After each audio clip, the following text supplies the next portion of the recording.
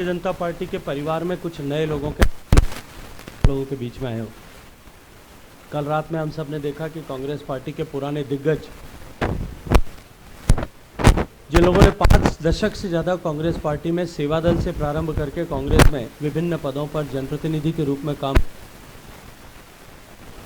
योगदान किया था, वो व्यथित होकर, पीड़ित होकर और भारतीय जनता पार्टी की रीति नीति के साथ में ज़्यादा सहज और अनुकूल मानते हुए भारतीय जनता पार्टी के परिवार में कल सम्मिलित हुए थे। आदरणीय भागवत जो मेरे साथ बैठे हैं, भारतीय जनता पार्टी के 2013 में खीमसर में प्रत्याशी थे। खीमसर विधानसभा चुनाव 2013 में, और 13 से लेकर के 23 तक निरंतर भारतीय जनता पार्टी के लिए सक्रिय कार्यकर्ता के रूप में, नेता के रूप में काम कर रहे थे। लेकिन किसी बहकावे में आकर के बड़ा आश्वासन देकर के अभी हाल ही में 25 तारीख को कांग्रेस पार्टी में सम्मिलित करने का काम किया गया था। लेकिन झूठ के पांव ज़्यादा दिन तक खड़े नहीं रह सकते, और झूठ को एक बार खड़ा किया जा सकता है लेकिन दौड़ाया नहीं जा सकता।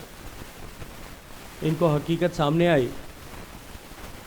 और ये 25 तारीख को कांग्रेस पार्टी में जाने के बाद में निरंतर खिन्न थे। इनका मन उदास था, परिवार में सभी लोग इस बात को लेकर के चिंतित थे। इन्होंने वापस निर्णय किया कि मैं अपने घर में सहसम्मान वापसी चाहता हूँ।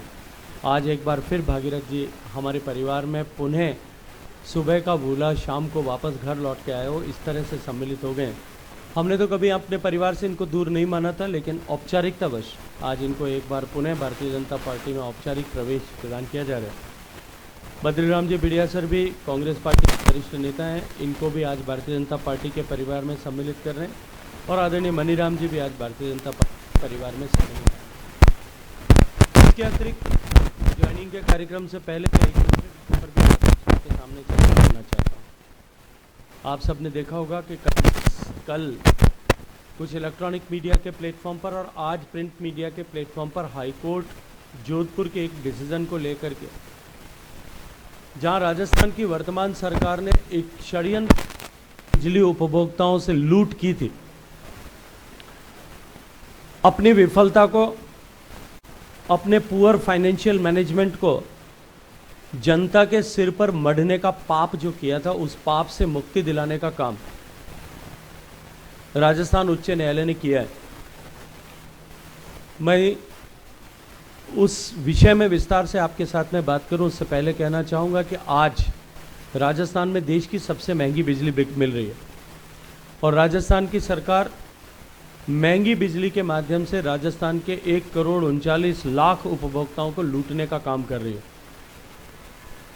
2018 में जब कांग्रेस पार्टी की सरकार बनी थी, उस समय में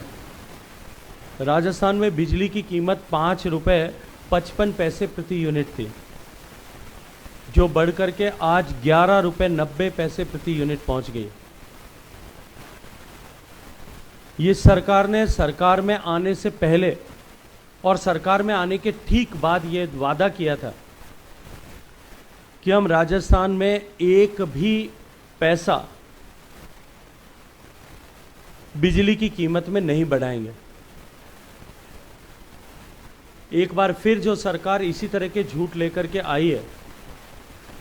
कल के फैसले के बाद में ये स्पष्ट हो जाता है कि सरकार चुनाव के समय में इनका रंग दूसरा होता है, और चुनाव के बाद में ये अपना रंग भूल करके भ्रष्टाचार को और करने के लिए और अपनी नाकामियों को छुपाने के लिए जनता के साथ निरंतर धोखा करते हैं।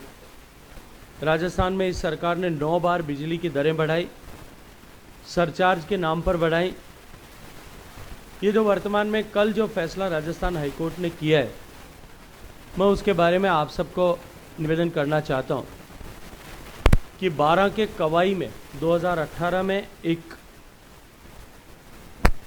पावर प्लांट, ताप विद्युत घर बनाने के लिए अडानी, राजस्थान सरकार और डिस्कॉम्स, इन तीनों ने एक एमओयू, और उस एमओयू के अनुरूप राजस्थान सरकार को बिजली विनिर्माता कंपनी को, जिसने